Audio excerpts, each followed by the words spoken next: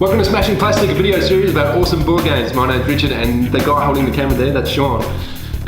Today we're continuing on with our excited series for Neuroshima month. So we've been doing little videos about all the different factions within Neuroshima, and today we're looking at the robots within Neuroshima.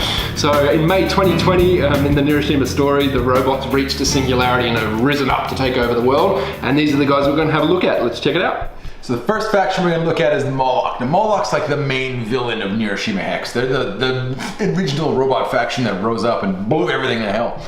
Now their special ability for their base is that any unit that's attached to it gets an additional ranged attack.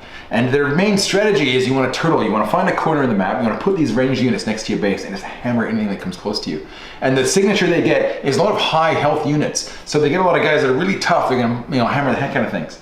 Signature units they have, look, they got this guy here.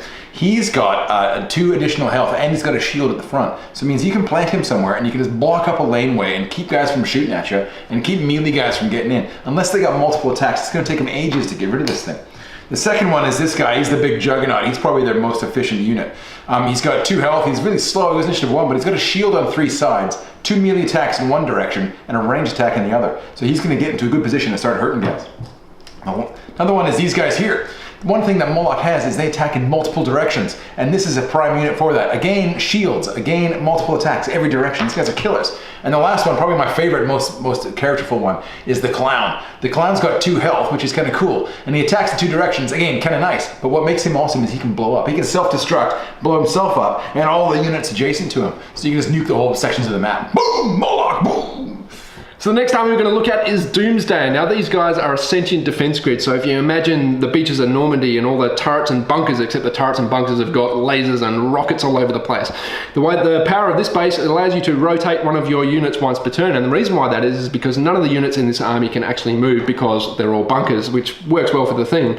So one of the best units in this army is this guy. So he can fire in multiple directions, which gives you great coverage over the board, especially when you add this one and this one, and this one, no one can stick their head up because it gets blown away, like there's range shots going all over the place.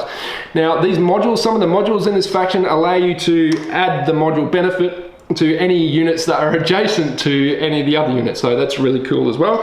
And one of the other important things about this faction is these redirection units. So if you fire in one direction, it redirects it and fires it out the other. So again, it gives you more coverage all over the base. It really gives you that sense of a defense grid.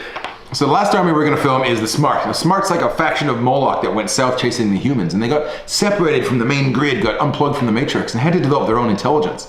And that character comes through in this army because there's not a lot of units. There's a lot of upgrades and a lot of actions, but the number of units is actually quite small, which makes them quite kind of challenging to play. Now the base itself, anybody sitting next to this base, like once per turn this base has got an ability, it can move one of the units that's adjacent to it, even away from it. So you can set up weird attack angles, and you can start with defense and move into attack positions. It's kind of a cool thing. And that mobility shows up again with these guys.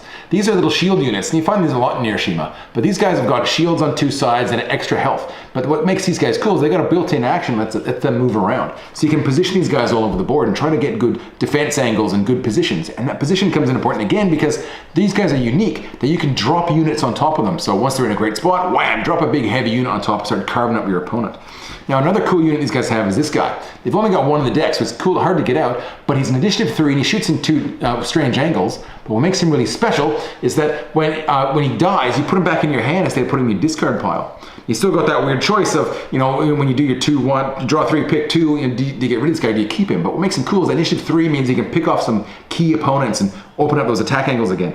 The last cool unit we're going to look at is this guy. Now this guy, he's pretty cool. He's got 4 different attack angles, and one of them he attacks twice, but what makes him special is he attacks initiative 2 and initiative 1. So you can drop in there and really get 4 damage and chop up a guy and really carve him up. You can dance if you want to, leave your friends behind. You can dance, everybody look at your pants. Anyways, thanks for listening to us bang on about robots. If you like this series, if you like this series, we're going to do a bunch more about the rest of the armies. If you want to engage with us more, he's at XGigaKelly on Twitter, and I'm at Smashing Plastic. Thanks for watching. We'll check you out next time.